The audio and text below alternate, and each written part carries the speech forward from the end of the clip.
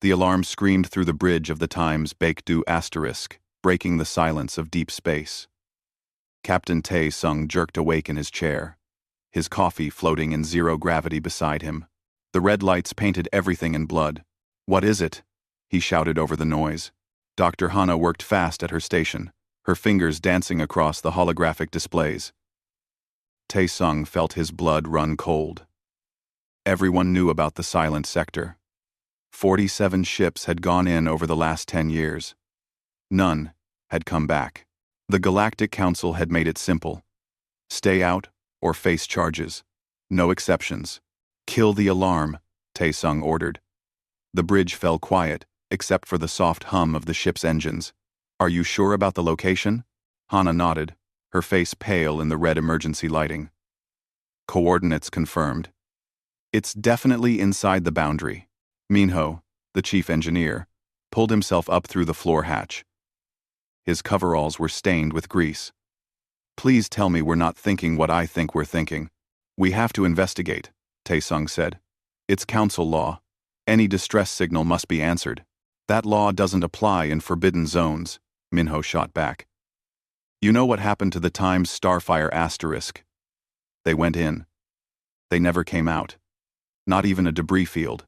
Young pilot Ji-won spun in her chair, eyes bright with excitement. "But what if someone's alive? What if they need help?" Hana spoke up quietly. "I've been analyzing the signal. It's Varath origin." The bridge went silent.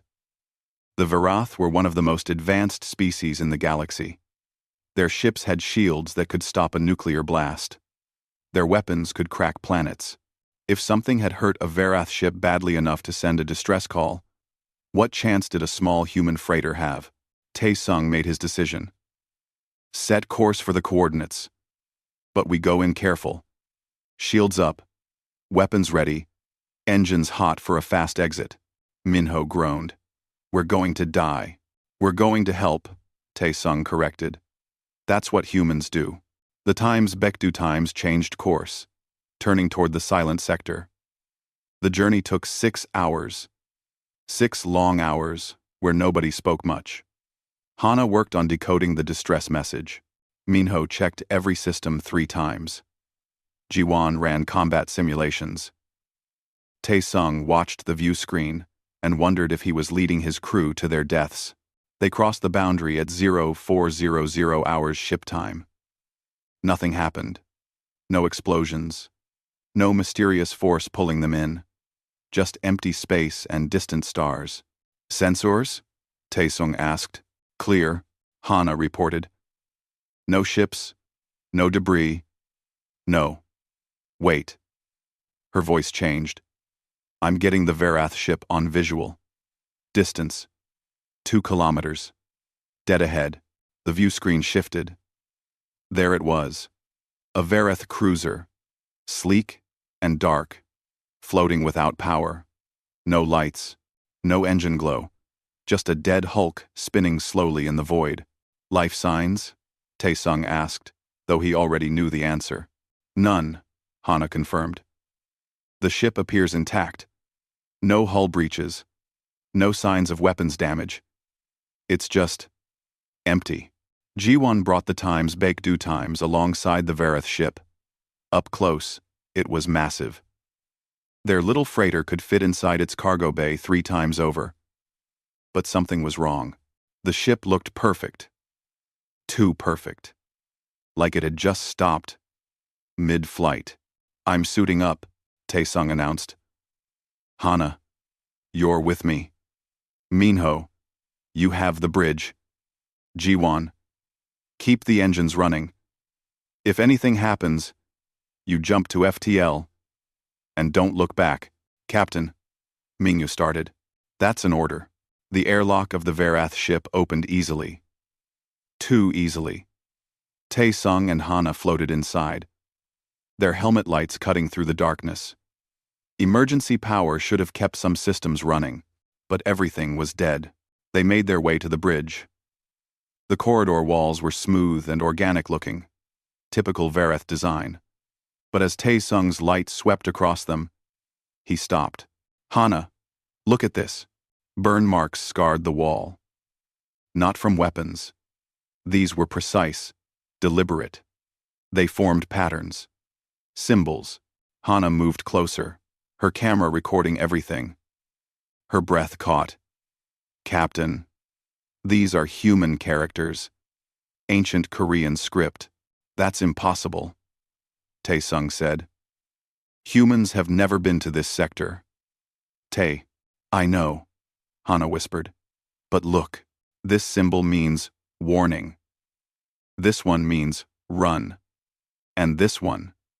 She traced the largest symbol with her gloved hand. This one means they're already dead. A chill ran down Tae-sung's spine. Who's already dead? The bridge was worse.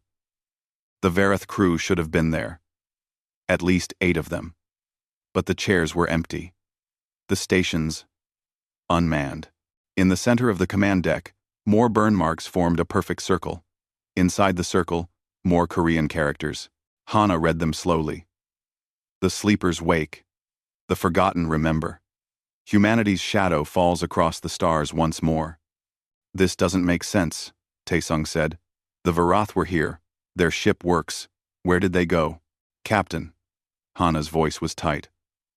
According to the ship's log, they've only been here for 3 hours. The distress call went out 2 hours and 40 minutes ago.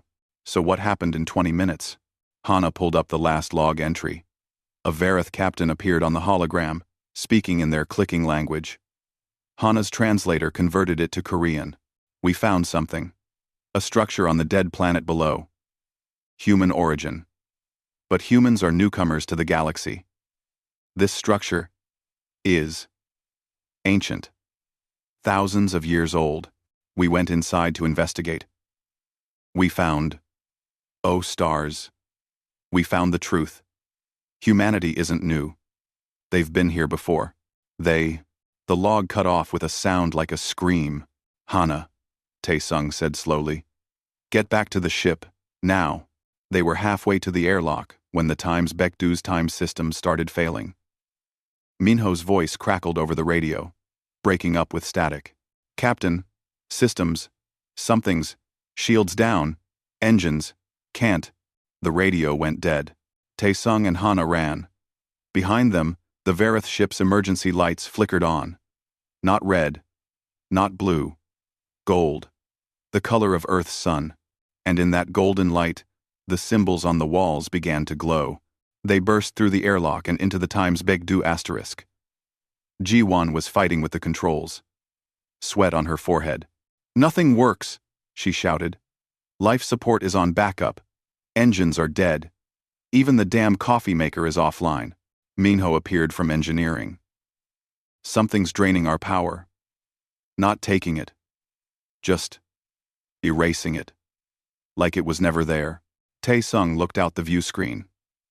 The Varath ship was glowing now. Gold light pouring from every port and window. And below them, on the dead planet, something was waking up. Lights appeared in geometric patterns across the dark surface, structures rising from ancient ruins. What did we find? Hana whispered. The answer came in the form of text appearing on every dead screen in the ship. Korean characters. Ancient, but readable. You are home. You are remembered. You are not ready. Not yet. But you will be. In the cargo bay, something moved. They heard it through the walls. Footsteps. Human footsteps. But they were alone. They had been alone. Tae-sung grabbed a weapon from the emergency locker. Everyone behind me. The cargo bay door opened. A woman stood there, wearing a military uniform Tae-sung had only seen in museums. Earth Defense Force. But the style was wrong. Too old. At least 600 years old. She looked at them with tired eyes and spoke in perfect Korean. Hello, my name is Somin. I've been waiting a very long time for you to come back. Then the ship's power died completely, and they fell into darkness. Emergency lights kicked in 30 seconds later. Red and weak, but enough to see. The woman called Somin stood perfectly still in the cargo bay entrance, watching them with eyes that had seen too much. Tae-sung kept his weapon raised. Don't move. Who are you? How did you get on my ship? I told you. My name is Salmon. Her voice was calm, like she was discussing the weather. I've been on the Vareth ship, in cryosleep, for 643 years. That's impossible, Minho said from behind Taesung. Cryosleep fails after 200 years. Everyone knows that. Round. We had a faithode. We had a faithode. And ovation. We had a faithode. And ovation. Salmon smiled sadly. Everyone knows what they've been taught. The truth is different. Earth Defense Force cryopods can last much longer. They just don't tell people that anymore. Salmon. Hana stepped forward, her scientific curiosity overcoming her fear. Why? Why hide that technology? Because of what we found, Salmon said. And what it meant. And what had to be hidden. She looked at each of them in turn. You found the symbols. The warnings. You know something is wrong here. You just don't know how wrong. Taesung lowered his weapon slightly. Talk. Fast. We have maybe an hour before whatever killed the Vareth crew comes for us. Nothing killed them, Salmon said. They're alive. They just left. Left where? Home. Back to their ships. Back to their leaders. To tell them the truth. Salmon walked to the view screen, looking out at the glowing planet below. In 2197, Earth discovered an artifact. It gave us faster-than-light travel. That's in your history books. What's not in the books is what else we found. She turned to face them. The artifact had data. Maps. Records. We thought they were from aliens. We were wrong. They were from us. From humans. From thousands of years ago. You're saying humans were in space before? Jiwan asked. That's crazy. It's the truth. Salmon's voice was hard. Humanity didn't start in 2197. We've been out here before. A long, long time ago. We called ourselves the First Tide. We had an empire. Hundreds of worlds. Technology that makes current Earth look like cave dwellers. Taesung's mind raced. If that's true, where did they go? This First Tide? They evolved, ascended, left physical form behind. Salmon pointed at the glowing planet. But before they left, they built safeguards. Defense systems, to protect what they left behind. This sector is one of those places. The Vareth came here and triggered the defenses. But why didn't the defenses kill them? Hana asked. Salmon looked uncomfortable. Because the defenses don't kill. They educate. They show the truth. The Vareth crew saw everything. The whole history. And now they're going to tell their leaders. Tell them what? That every advanced species in the galaxy is living in humanity's shadow. That all their technology came from reverse engineering First Tide ruins. That their civilizations are built on our ancestors' garbage. The cargo bay fell silent. Outside, more lights appeared on the planet's surface. Entire cities glowing gold in the darkness. Minho broke the silence. So what? We were here first. That doesn't mean. It means everything. Salmon interrupted. It means the galaxy belongs to us. By right of first claim. By right of inheritance. It means every alien species is a squatter on human property. We don't want that. Taesung said firmly. Modern humanity believes in coexistence. In peace. I know. That's why I'm here. That's why I was put in cryosleep. To make sure you got a warning before the galaxy decided to wipe you out. Jiwan laughed nervously. Wipe us out? That's paranoid. Is it? Salmon asked. Put yourself in their position. You're a Vareth admiral. You just learned that humans owned the galaxy once. That they could again. That all your achievements are based on their leftovers. What do? Do you wait to see if the humans are friendly? Or do you strike first while they're still weak? Taesung felt sick. They'd exterminate us. Not just you. All of Earth. Every human colony. Every person with human DNA. Complete genocide. It's the only logical choice from their perspective. Samin sat down on a cargo crate, suddenly looking very tired. My mission was to prevent that. To hide the evidence. To keep the first tide a secret until humanity was strong enough to defend itself. Your mission failed, Hannah pointed out. The Verath found out. I know. Samin's voice was bitter. My ship was attacked. I crashed on that planet. My crew died. I went into emergency cryo, hoping someone would find me. And then I waited. For 600 years, I waited. Minho's console beeped. Power was coming back online slowly. Captain, I'm getting communications back. You're going to want to hear this. A voice came through the speakers. Calm. Cold. Alien.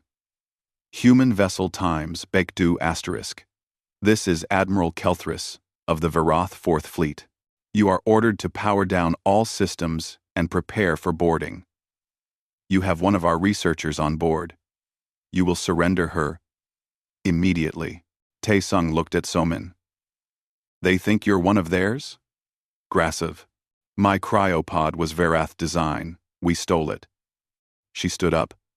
Don't surrender me, Captain, please. They'll dissect my brain for information, and then they'll use what they learn to end humanity. Admiral Kelthris, Taesung spoke into the comm. This is Captain Taesung. We found a human in cryo-sleep. We're not surrendering anyone. A pause. Then, you don't understand the situation, human. That individual possesses classified information. Information that poses a threat to galactic security. What kind of threat? Taesung demanded.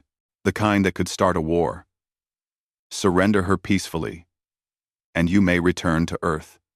Refuse, and we will board your vessel by force. Hannah was working at her station.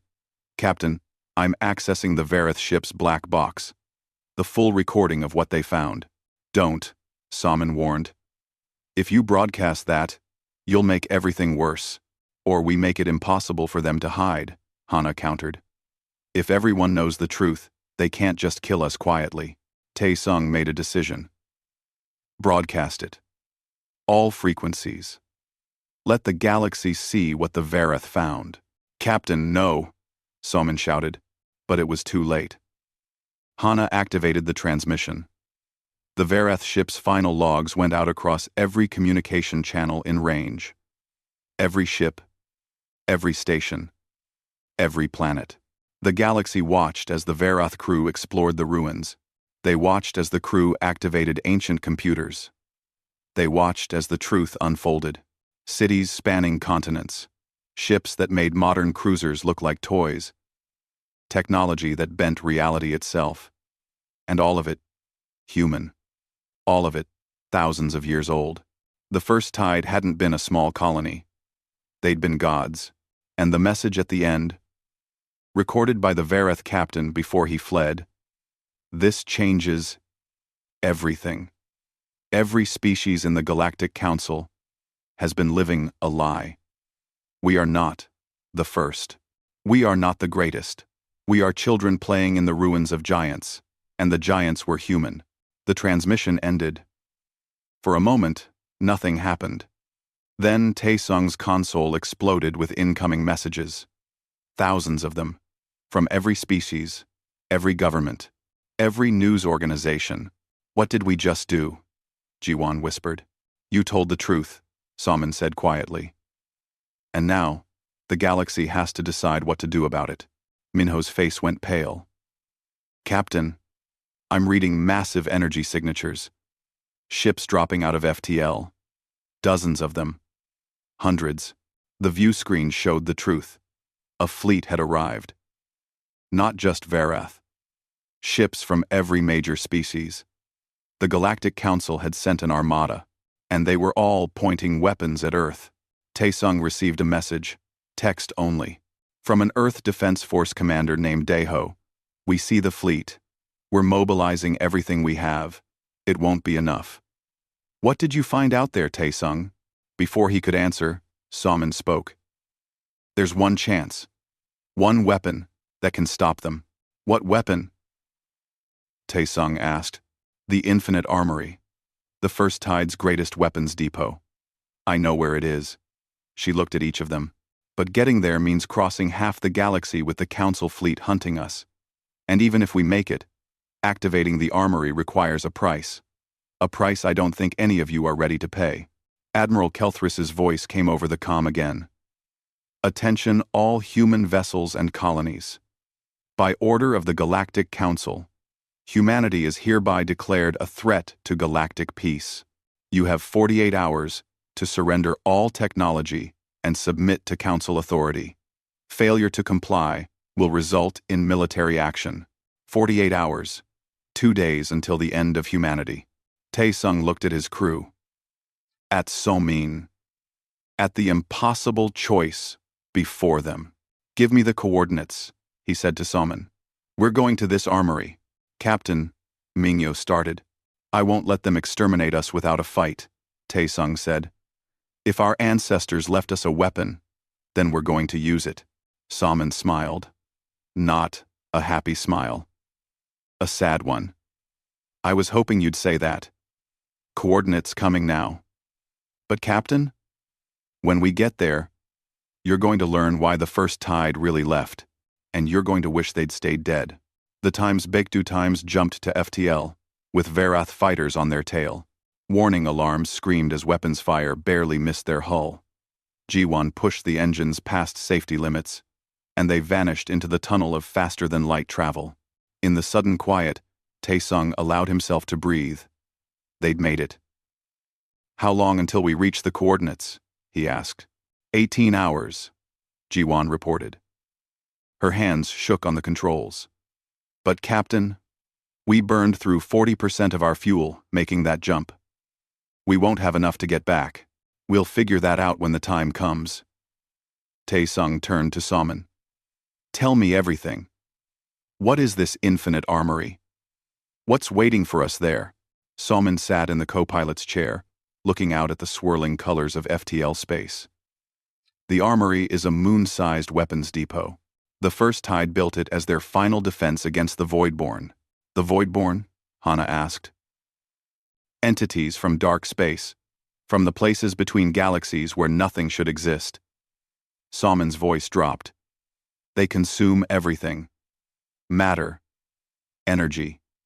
Life. The First Tide fought them for 1,000 years. And they won. But the cost was everything. Minho checked his instruments. If these Voidborn were defeated, why do we need ancient weapons? Live sense event. Because they weren't destroyed. Just pushed back. Sealed away. Somin looked at them with haunted eyes. And if the armory activates, they'll know. They'll come back. The bridge fell silent. Finally, Taesung spoke.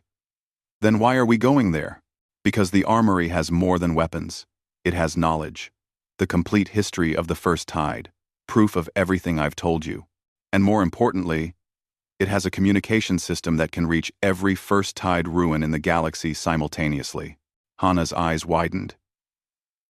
You want to wake them all up. Are, not wake. Activate. Every defense system. Every archive. Every monument. All at once. Somin leaned forward. If the galaxy sees the full scope of what humanity was, maybe they'll hesitate. Maybe they'll talk instead of shooting.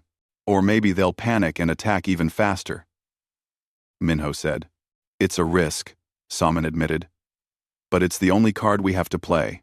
The journey took longer than 18 hours. They had to dodge 2 council patrol groups and reroute around a Verath blockade. By the time they reached the coordinates, 30 hours had passed. 30 hours closer to the council's deadline. The brown dwarf system looked empty at first. Just a dim star and some scattered asteroids. But as they approached, sensors started going crazy. Captain, Hana said slowly. I'm reading a massive structure. It was cloaked. Now it's uncloaking. Responding to our presence, the view screen showed the impossible. A moon. But not natural. Perfectly spherical. Covered in geometric patterns that glowed with soft blue light. The infinite armory. It's beautiful. Ji-won whispered. It's terrifying. Minho corrected. They approached carefully. As they got closer, the scale became clear. The structure was larger than Earth's moon. Cities covered its surface. All dark and silent. Waiting. A docking bay opened without them asking. The Times Baekdu Times followed automated guidance signals inside, landing in a hangar that could hold 1,000 ships their size. Life support? Taesung asked. Hana checked her readings. Atmosphere is breathable. Temperature is comfortable. It's like someone turned everything on just for us. Someone did, Salmon said. The armory recognizes human DNA. It's been waiting for us. They suited up anyway, not trusting ancient technology with their lives. Taesung, Salmon, and Hana formed the exploration team. Minho and Ji-won stayed with the ship, ready to leave fast if needed. The inside of the armory was pristine, halls of white metal that seemed to glow from within. No dust, no decay, like it had been built yesterday instead of millennia ago. Where are we going? Taesung asked as they walked. The Central Archive, Salmon said. It's where the consciousness matrices are stored. Consciousness matrices? Salmon stopped at a massive door. The first tide didn't die. They didn't ascend to some higher plane. They uploaded themselves. Billions of human minds, preserved in quantum storage. They've been here all along, sleeping, waiting. The door opened. Beyond was a chamber that seemed to stretch forever. Columns of light rose from floor to ceiling, each one pulsing with data. Billions of lights. Billions of minds. Hana's hand went to her mouth. They're all here. All of them. Not all. A voice said. Some remained behind. Some chose to guard the physical realm. They spun around. A hologram appeared. An old man, with kind eyes, wearing clothes from an era none of them recognized. He looked completely human. My name is Kyungmin. I was the last chief archivist of the first tide.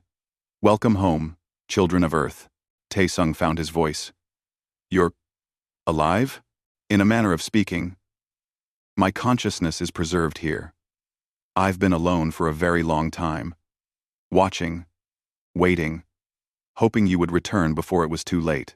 Before what was too late? Hana asked. Kyungmin's expression grew sad. Before the galaxy destroyed you. I've been monitoring communications. I know what's happening. The Council thinks you're a threat. They're not entirely wrong. We don't want to threaten anyone. Taesung said. I know. But you exist. And to species who built their civilizations on first tide ruins, your existence is a threat to their legitimacy. Kyungmin waved his hand, and images appeared around them. Look.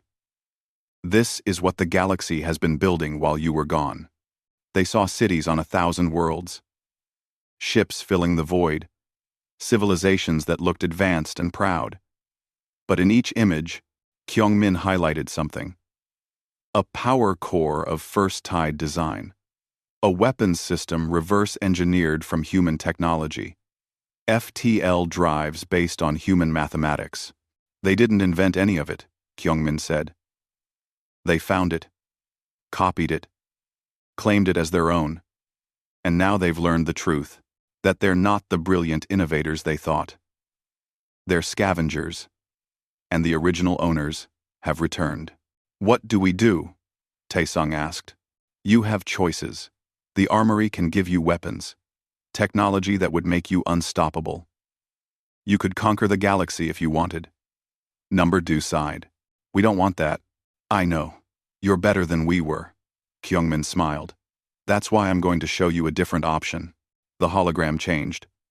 Now it showed the communication system Salmon had mentioned. A massive array, capable of reaching every first tide site in the galaxy. If you activate this, every ruin will come online, not as weapons, as proof. The galaxy will see the full scope of what the first tide built, what humanity was capable of. It will change everything. What's the catch? Salmon asked. The catch is that activating this much first-tide technology at once will send a signal into dark space. The Voidborn will detect it. They'll know we're back. And they'll come. Hana stepped forward. How long would we have? Years, maybe decades. The Voidborn move slowly, but they're inevitable. If you activate the array, you're starting a countdown to their return. Tae-sung weighed the options. Activate the array and prove humanity's heritage but wake ancient enemies. Or stay hidden and watch the Council destroy Earth. Neither choice was good. Is there a third option? He asked. Kyungmin looked surprised. What do you mean? You said we could activate the array and prove our history. But what if we also shared the knowledge? What if we gave the other species access to first-tide technology? Real access, not just scavenged ruins. You want to share our legacy with the galaxy? Kyungmin looked shocked. If the Voidborn are coming back eventually anyway, the galaxy will need to be united to fight them. And the only way to unite them is to prove we're not a threat, that we're willing to cooperate. Salmon laughed bitterly. They won't appreciate it. They'll see it as condescension. Maybe. But it's better than conquest. And better than hiding. Tae-sung looked at the billions of lights representing the first tide. What would they want? Your people, if they could speak? Kyungmin was quiet for a long moment. They would want peace. They fought the Voidborn to save the galaxy, not to own it. They left so the younger species could grow. They would want you to be better than they were. Then that's what we'll do. Tae-sung turned to Hana. Can you prepare a message? Something to broadcast along with the activation? What kind of message? An invitation. Not to fear us. Not to submit to us. But to work with us. To face what's coming together. While Hana worked on the message, alarms blared on the Times Baekdu asterisk. Minho's voice came over the comm. Captain, we've got company. Council ships just dropped out of FTL. Admiral Kelthris is here with half the Varath fleet. How did they find us? Jiwon shouted. Salmon closed her eyes. They put a tracker on me. On my cryopod. I'm sorry. I didn't think to check. Admiral Kelthris's voice boomed through the armory's communication system. Humans. You have discovered a first-tide facility. Under Council Emergency Protocol 7, all such discoveries must be surrendered immediately. Power down the facility and evacuate. You have 10 minutes to comply. Tae-sung looked at Kyungmin. If we activate now, can they stop it? No. Once started, the sequence cannot be interrupted. But Captain, you need to understand. When this happens, there's no going back. The galaxy will change forever. It's already changing, Tae-sung said. We're just deciding what direction it goes. He reached for the activation controls.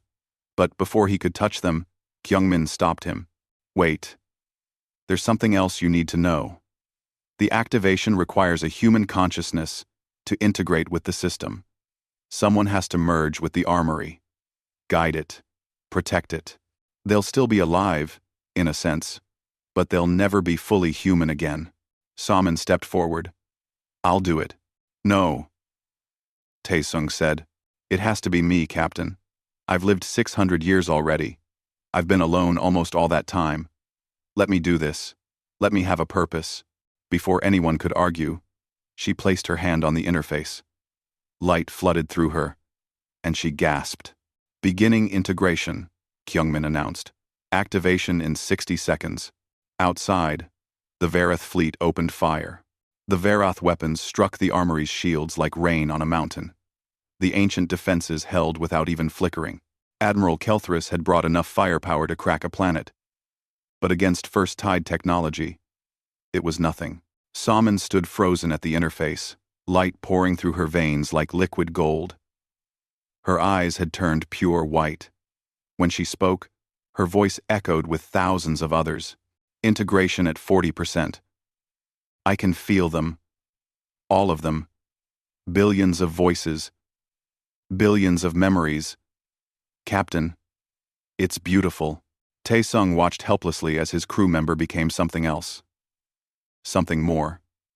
Saman, can you still hear me? Yes. I'm still me.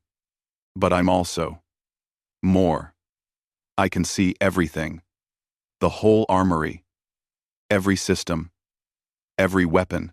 Every secret. She turned to look at him, and he saw tears on her glowing face. And I can see what's coming. The Voidborn. They're stirring already. They feel the activation beginning. Hana worked frantically at her portable console. Message is ready. It will broadcast the moment the array activates. Earth Command, the Council, every major civilization. They'll all receive it simultaneously. What does it say? Taesung asked. Hana read from her screen. People of the galaxy. We are humanity. Our ancestors walked these stars long before any of us knew space existed. They built wonders. They fought monsters. They saved the galaxy from extinction. Then they left, hoping you would grow into something beautiful. Today, you learned the truth about your history. We understand your fear. We understand your anger. But we are not here to take what you've built. We're here to offer something better. Partnership. The enemy that nearly destroyed our ancestors is returning. Together, we can face it.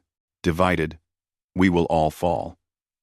We offer you our knowledge freely, our technology, our history, not as masters to servants, but as humans to equals.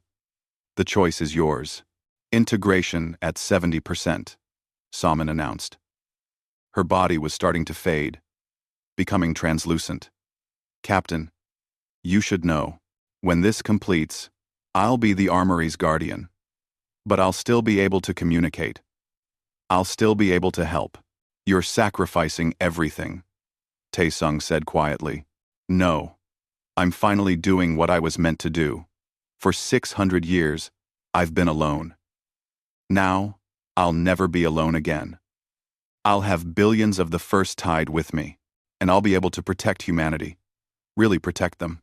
Outside, more ships arrived. Not just Verath now. The entire council fleet had gathered. Hundreds of vessels from dozens of species, all pointing weapons at the armory. Admiral Kelthries tried a different approach. Humans. We can negotiate. There's no need for conflict.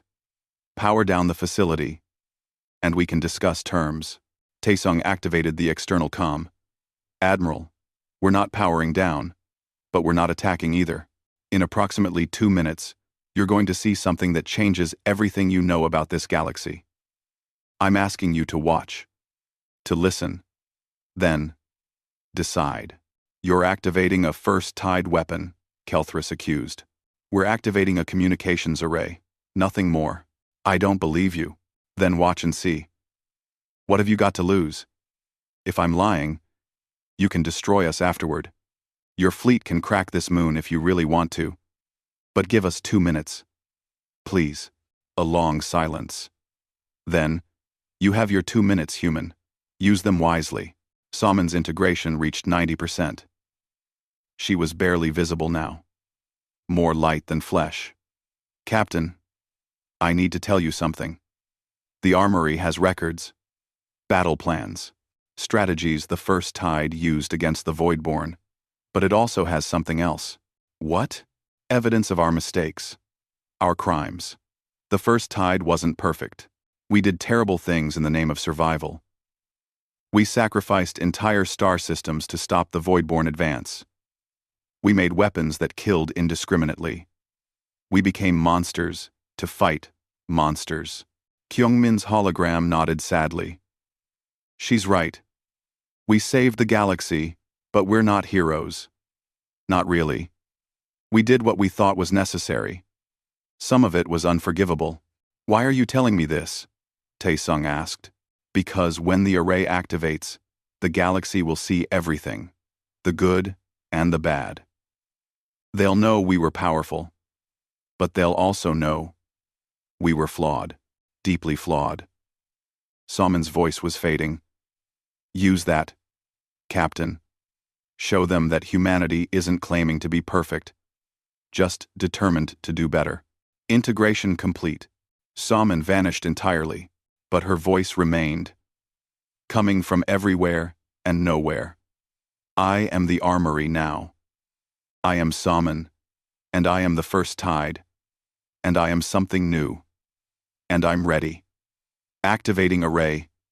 In 10 seconds. Minho's panicked voice crackled over the comm.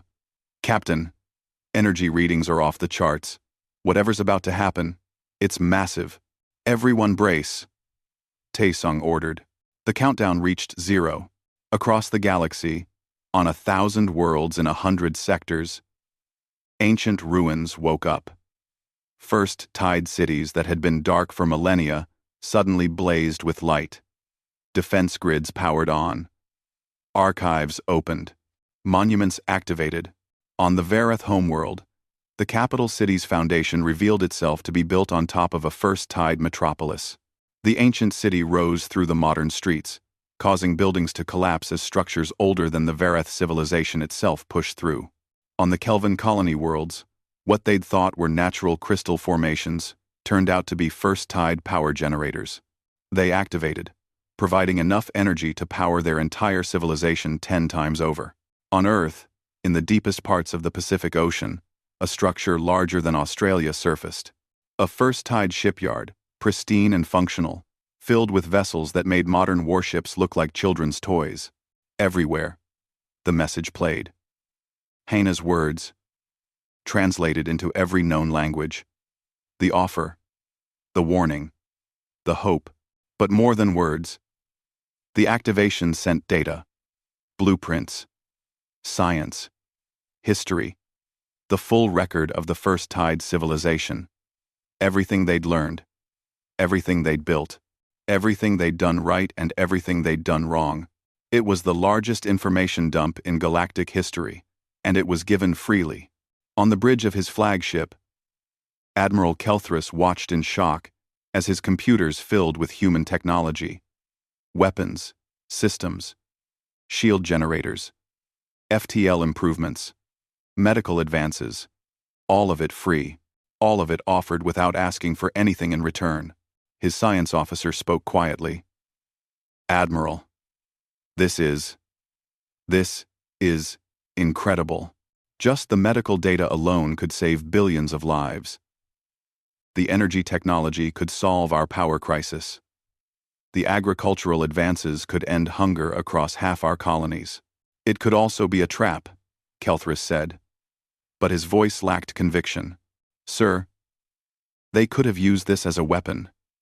They could have shut down all the systems we built from their technology. They could have enslaved us with the flip of a switch. Instead, they're giving us more.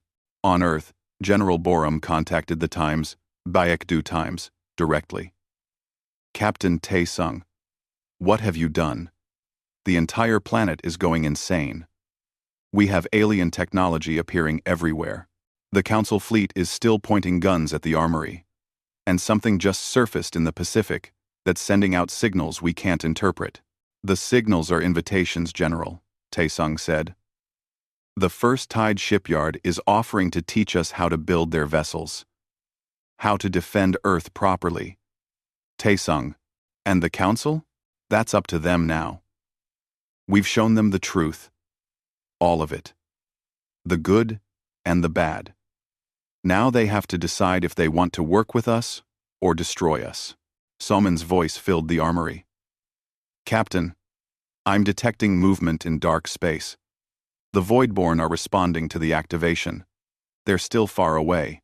Years of travel, even at FTL speeds. But they're coming. How long do we have? Best estimate, 5 to 7 years before the first scouts arrive. Maybe 10 before the main force. Hana gripped her console. That's not much time. It's enough, Taesung said. If we work together. If the galaxy unites. And if they don't? Minho asked from the ship.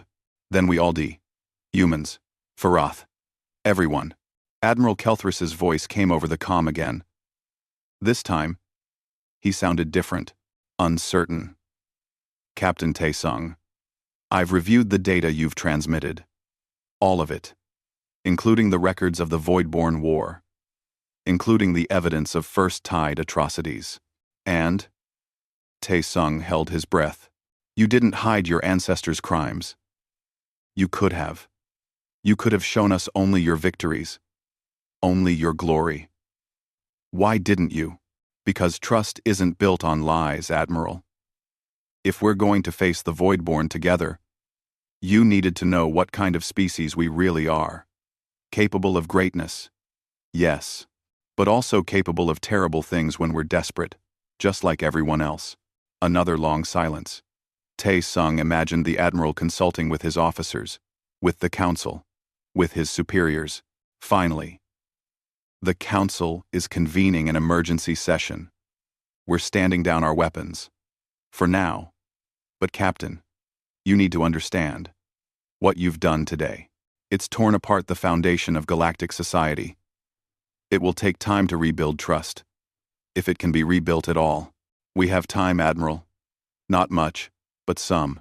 The question is whether we'll use it to prepare together, or to tear each other apart. I'll present your offer to the Council, but I can't promise anything. I understand. Thank you for listening. The comm closed. The fleet remained, weapons powered down but still ready. Watching. Waiting. Jiwon spoke up from the pilot's seat. Captain, what do we do now? Tae-sung looked around at his crew.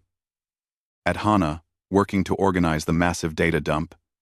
At Minho, monitoring the Veroth fleet. At the space where Saman used to be, before she became something greater. Now we wait. And we hope that the galaxy makes the right choice. Saman's voice echoed through the armory, sad but determined. The First Tide made a lot of mistakes, Captain. We fought the Voidborn. But we lost ourselves in the process. We became so focused on survival that we forgot what we were surviving for. Don't make the same mistake. Whatever happens next, don't let fear turn you into something you'll hate. I won't, Tae-sung promised. In the depths of dark space, something stirred.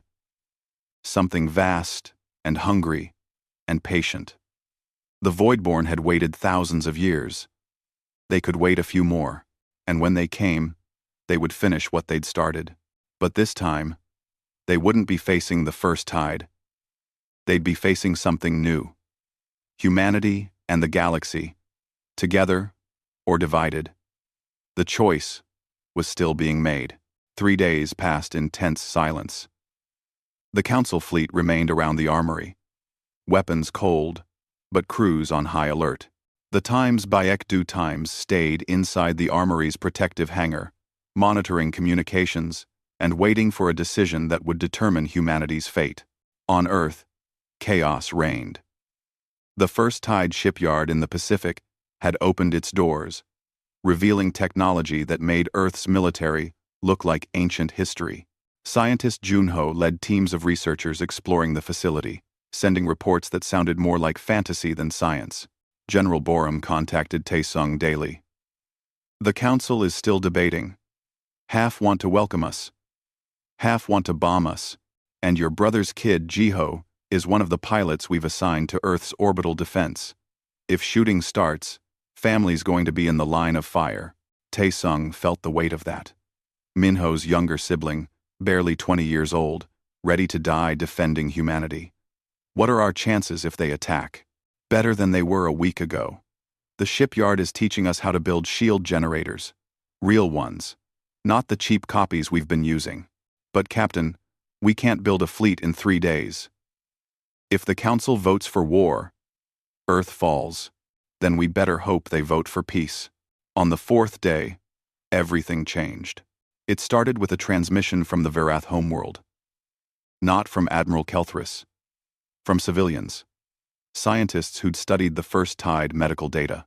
Doctors who'd used the new treatments to cure diseases that had plagued their species for generations. Engineers who'd implemented the energy systems and solved power shortages overnight. We don't care what the Council decides, a Verath doctor said on the broadcast. Humans gave us the cure for Kelthrick syndrome. My daughter was dying. Now she's healthy. I will not support a war against the species that saved her. More transmissions followed. From the Kelvin colonies. From the Dorath trading worlds. From a dozen species who'd used the freely given technology to solve problems they'd struggled with for centuries. The voice of ordinary people, speaking up against their own governments. Admiral Kelthries contacted the Baekdu Times privately. Captain, the Council is in chaos. The military wants war. But the civilians are rising up. They're saying we can't attack the species that just gave us gifts worth more than entire planetary economies. What about you, Admiral? Taesung asked. What do you want? A long pause. I want what's best for my people. A week ago, I thought that meant eliminating a potential threat. Now, I don't know. My sister used human medical technology to save my nephew's life yesterday. How do I order an attack on the people who made that possible? You don't, Taesung said simply. You choose cooperation over fear. It's not that simple. Yes, it is. The Voidborn are coming. You saw the records. You know what they can do. Alone, we all die. Together, we might survive. The choice really is that simple. Before Kelthris could respond, alarms blared across every ship in the system. Saman's voice boomed from the armory. Emergency. Emergency. Detecting anomalous readings at the edge of the system. Something's coming through from dark space. It's not the Voidborn. It's too small. But it's moving fast.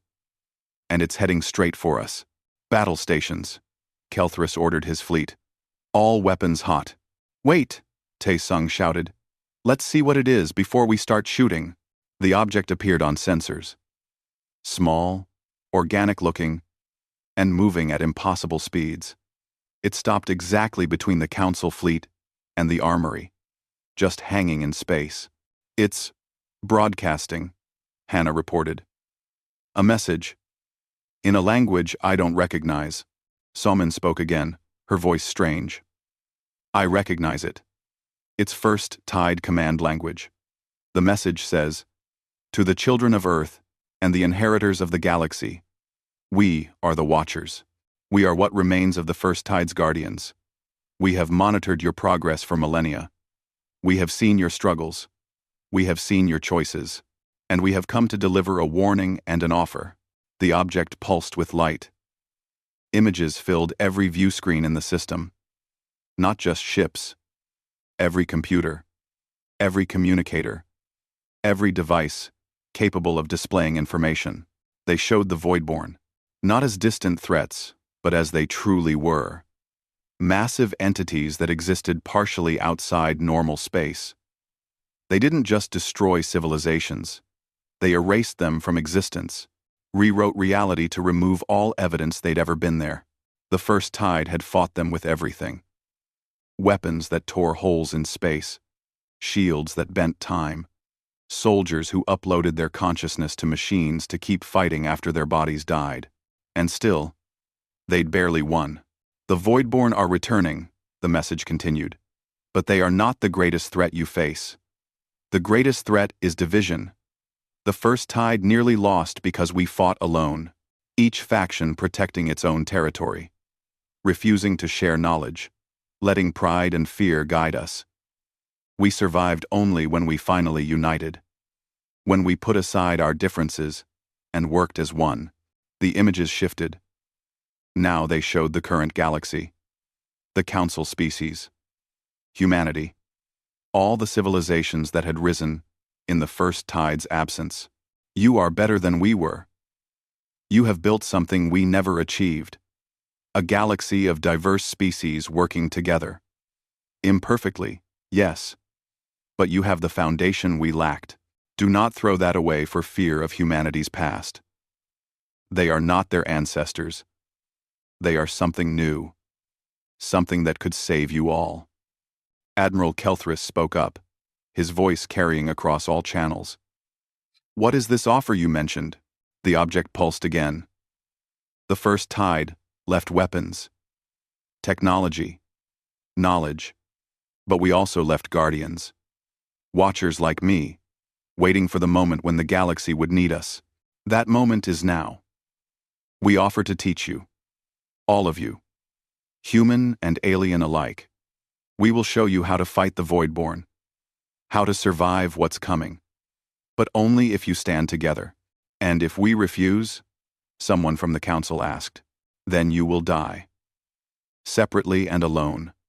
The Voidborn will consume you one species at a time.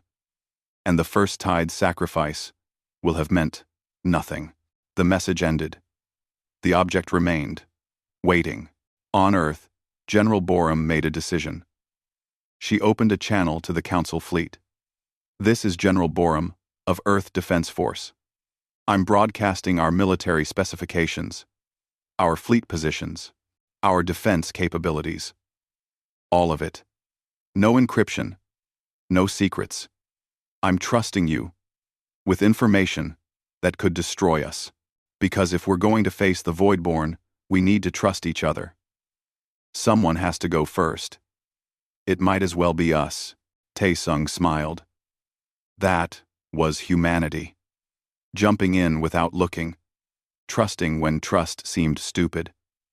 It was what made them different from the careful, logical, first tide.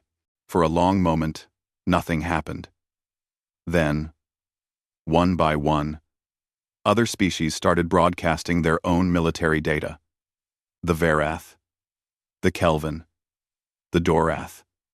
Not all of them. Not even most. But enough. Admiral Kelthris spoke, his voice heavy with the weight of decision. The Verath Fourth Fleet stands down. We will not attack humanity. And we will work with the Watchers to prepare for the Voidborn. More voices joined. More species agreeing. Not unanimous. Some council members refused, retreating to their territories. But enough agreed to matter. The Watcher pulsed with what might have been approval. A beginning, not unity, but a step toward it. Acceptable. You forced the galaxy to face an uncomfortable truth, and you did it without weapons or threats. Your ancestors would be proud. Samin spoke from the armory, her voice warm. Captain Taesung, the armory is fully operational now. I can teach humans how to build first-tide ships, how to use the weapons. But the Watcher is right. We need to share that knowledge, all of it, with everyone willing to stand against the Voidborn. Do it, Taesung said. No restrictions. Anyone who wants to learn, teach them. Over the following weeks, the galaxy transformed. The Watchers revealed themselves across dozens of systems, offering knowledge and training. Joint human-alien research teams studied first-tide technology together. The shipyard on Earth became a teaching facility, with students from 100 worlds learning how to build proper defenses. It wasn't perfect. There were protests. Some species refused to work with humans. Some humans refused to trust aliens. Violence broke out in a few systems. But slowly, painfully, something new was being built. Ambassador Youngsu emerged as Earth's voice to the galaxy. Young and idealistic, he spoke to the council with a message that surprised everyone. We're not asking you to forget your achievements, he said. You built something amazing from what you found in First Tide ruins. You should be proud. But now we have a chance to build something even better. Not human technology, or Verath technology, or anyone's technology. Galactic technology. Created together. Shared freely. Used to protect everyone. The speech was broadcast across the galaxy. In the comments and responses, Taesung saw something happening. People talking. Arguing. But talking. The conversation had started. 6 months after the activation, the first joint defense station was completed. A massive structure built by humans. Verath, Kelvin, and a dozen other species working together. It combined first-tide shields with modern sensor arrays and weapon systems designed by collaborative teams.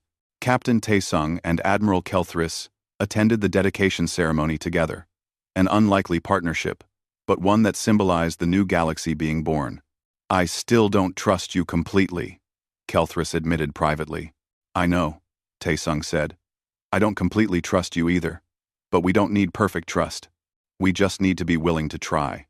The Voidborn won't care about our willingness to try. They'll only care about whether we're strong enough to stop them. Then we'll get strong enough. Together. Actual. On the Times, Baekdu Asterisk, now permanently assigned to the Armory as a liaison vessel, Hana compiled reports on the progress. The numbers were encouraging. 12 major species actively participating in defense preparations. 47 research teams studying voidborne countermeasures. 3 joint fleets training together. Minho, working on upgrading the ship's systems with first tide technology, asked the question they were all thinking. Will it be enough? When they come, will we be ready? I don't know, Taesung admitted. But we're more ready than the first tide was. They fought alone. We're fighting together. Jiwon had transferred to the Armory as a pilot instructor, teaching alien students how to fly ships with first tide technology. She'd found her calling. And she'd found something else too. A Verith student named Kelrix who shared her love of impossible maneuvers. Romance between species was still new, still strange, but it was happening. In the medical bay, Heijin treated patients from a dozen species, using first-tide medical knowledge combined with techniques from across the galaxy. She'd saved more lives in 6 months than in her entire previous career. Salmon, now fully integrated with the Armory, watched over it all. She could see everything. Every ship being built. Every student learning. Every small step toward unity. It was beautiful and terrifying and hopeful all at once. The galaxy was horrified, she said to Taesung one day. They realized we're not the monsters they feared. We're something they didn't expect. What's that? Taesung asked. A mirror. We showed them what they could become. Not by conquering them. Not by threatening them. But by being vulnerable. By sharing everything. By trusting first. It's the most human thing we could have done. Yes, and it might just save everyone? In dark space, the Voidborn continued their approach. Slow. Inevitable. Patient. They'd been waiting thousands of years. They could wait a few more. But this time, they wouldn't be facing a galaxy divided. They'd be facing something new. Something the first tide had never managed to create. A true alliance of species, working together not because they had to, but because they chose to. The distress signal had been sent. What appeared had horrified the galaxy. But in that horror, they'd found something unexpected, hope. And in the darkness of space, on 1,000 worlds, in 100 species, that hope was growing, building, preparing for the battle to come. Humanity had returned to the stars. Not as conquerors, not as gods, but as partners. And that made all the difference.